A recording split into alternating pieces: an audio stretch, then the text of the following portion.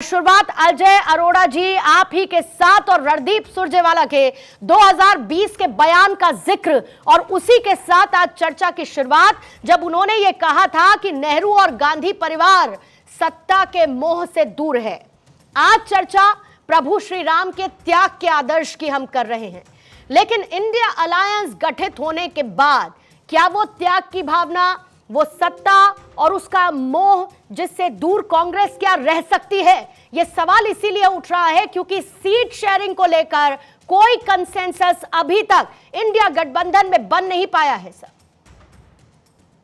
पूर्णिमा जी, पहली बात का उत्तर दे दूं। जहां तक त्याग की बात की, जब नरसिम्हा राव जी को प्रधानमंत्री बनाया, डॉक्टर मनमोहन सिंह जी को प्रधानमंत्री बनाया, तो सोनिया गांधी जी ने और गांधी परिवार ने बिल्कुल त्याग किया और प्रधानमंत्री बनने से इंकार कर दिया। इसे कहते हैं त्याग की भावना। अभी राष्ट्रीय अध्यक्ष हमारे दलित समुदाय से आते हैं, खड़गे जी।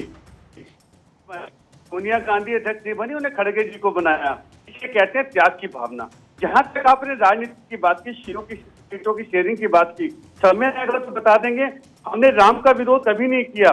हमारे कार्यकर्ता उत्तर प्रदेश के अध्यक्ष राम मंदिर गए थे, उन्हें राम मंदिर के भीतर जाने से रोका क्या? भारतीय जनता पार्टी के और आरएसएस के स्वयंसेवकों ने रोका उनको मंदिर के अंदर भीतर नहीं जाने दिया।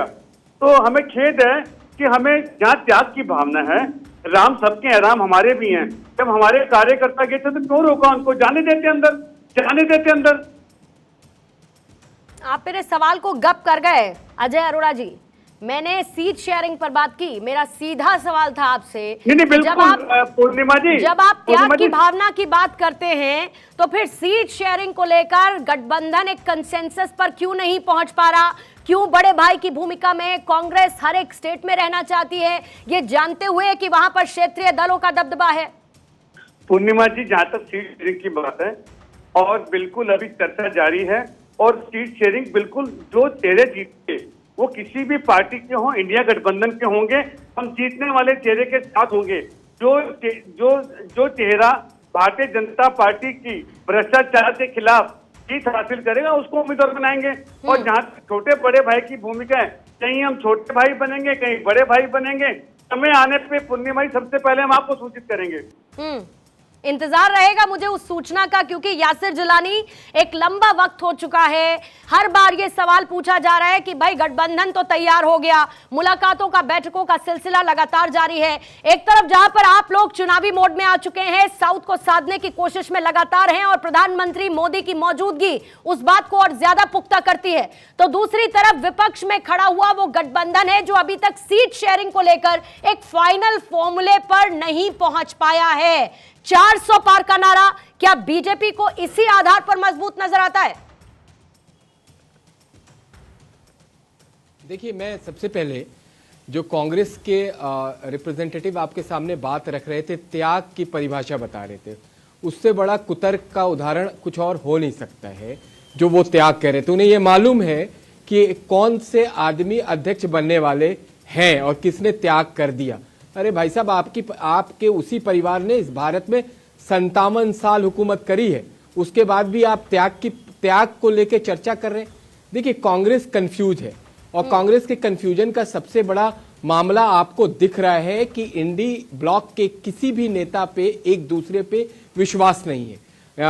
अपने नीतीश कुमार जी अलग प्रधानमंत्री का सपना देख के बैठे हुए, ममता बनर्जी अलग प्रधानमंत्री बनना चाहती हैं। आपने सीट के बंटवारे पे इनसे सवाल किया, उस पर इन्होंने जवाब नहीं दिया, बड़ी बड़ी बातें कह गए, क्योंकि ये एक दूसरे पे विश्वास ही नहीं करते।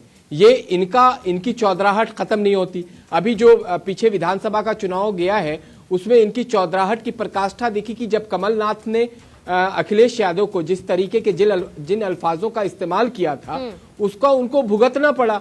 और जिस घमंड में ये लोग आ गए थे कि बड़े बड़े सेफोलॉजिस्ट, बड़े बड़े लोग, उनको ये पता नहीं कहां से बता दिया था कि इनकी सरकार आ रही है, तो इन्होंने अपने ही जो साथी दल हैं उनको जमीन पे लाके खड़ा कर दिया था। तो ये जो अविश्वास है एक दूसरे के प्रति, और जो प्रधानमंत्री बनने की इन लोगों के अंदर चाहत है, जो कहीं दूर दूर तक इनके पास, अरे सुन लीजिए भाई साहब, सुन लीजिए, दूर दूर तक कोई वैकेंसी खाली नहीं है। आपने हमारी चिंता की, अरे भाई साहब देखिए, डेकोरम मेंटेन, अरे डेकोरम मेंटेन करिए ना प्लीज, डेकोरम मेंटेन करिए प्लीज। आप बोला, किसी ने नहीं बोला।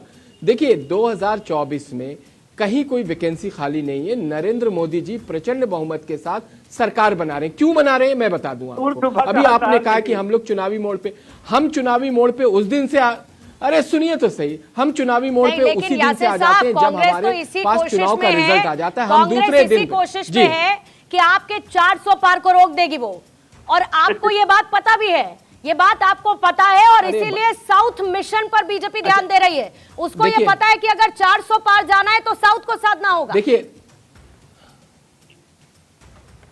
पूर्णिमा जी, देखिए आपकी बड़ी तार्किक पत्रकारिता है और बड़ी रिसर्च के साथ चीजों को रखती है। भारतीय जनता पार्टी मंडल में नीचे उतर के पन्ना प्रमुख और बूथ के ऊपर काम कर रही है। जो भारत के अंदर जितने भी लोकसभा 543 लोकसभा के अंदर है, उस पे पिछले 1 महीने पहले से हम लोग काम कर रहे हैं। और हमने जो काम शुरू करना होता है वो जिस दिन चुनाव आ जाता है, उसके चुनाव का रिजल्ट आता है, उसके दूसरे दिन से भारतीय जनता पार्टी का एक एक कार्यकर्ता अपने कार्य में लग जाता है। हमें उम्मीद है जनता पे, और हमारे जो प्रधानमंत्री ने जिन जिन कार्यक्रमों को बनाया, तय किया, अपना कर्तव्य मान के जनता के हित में क्रियान्वित किया, ये प्रधानमंत्री इस तरीके से जो काम करते हैं उससे जनता खुश है। जनमानस को इस बात का एहसास है कि इस कालखंड में कोई ऐसा नेता आया है जो उसके हित के बारे में सोचता है। ठीक है, आपने क्लियर कह दिया कि वैकेंसी है नहीं 2024 के लिए, 2024 के लिए वैकेंसी है नहीं। जल्दी से अजय अरोड़ा जी, आपको 30 सेकंड दूंगी क्योंकि बाकी मेहमानों का भी मुझे रुक करना होगा। जल्दी से अपना काम कर रखेंगे सर। लेकिन जब वहां के वोटर्स वोट देने निकले तो उन्होंने प्रधानमंत्री को गारंटी मान के उनकी गारंटी को एक्सेप्ट किया और वोट किया। तो आप इनके पास अभी तो झगड़े इतने हैं, अभी पता नहीं आगे इनका गठबंधन चल पाएगा, सीट इकट्ठे ये आ पाएंगे, बंटवारा हो पाएगा कि नहीं हो पाएगा, ये सारे झगड़े इनके सामने खड़े हैं। और भारतीय जनता पार्टी अपना कर्तव्य मान के अपने कार्यक्रमों में लगी है कि जो कार्यक्रम बनाया है उसको जमीन पे कैसे उतारना है आगे। और जी, आप तक मेरी आवाज पहुंच पा रही है क्या? एक बार कंफर्म कर दीजिए। उतार दिया यासिर जिलानी जी, आप तक मेरी आवाज पहुंच पा रही है तो जरा कंफर्म करिएगा, कंफर्म करिएगा सर, पहुंच रही है मेरी आवाज आपको? पूर्णिमा जी, इनको आवाज नहीं पहुंच रही, इनको आवाज नहीं पहुंच रही है। ठीक है, ठीक है, उन तक मैं जानकारी पहुंचा देती हूँ। यासिर जिलानी जी के पास लौटूंगी, लेकिन अजय अरोड़ा जी जल्दी से 30 सेकंड देते हुए काउंटर रखिएगा। फिर बाकी मैंने यासिर, इन्होंने 2024 की बात की और 400 की बात की। मैं जिलानी जी की बात का उत्तर दोबारा देता हूँ, सुना नहीं। दूर सुबह का आसार नहीं, दूर सुबह का आसार नहीं, दिल को फिर भी बड़ी उम्मीद है कि सवेरा होगा। ये पॉसिबल नहीं है। पूरी देश, पूरी जनता, भारत का आवाम, 2 करोड़ नौकरियां, बेरोजगारी, उत्पीड़न, सबका जवाब मिलेगा। हमारी महिला पहलवान जंतर मंतर पे बैठी रही, और ब्रिजभूषण, कुलदीप सेंगर, ये सारे मुद्दे आएंगे।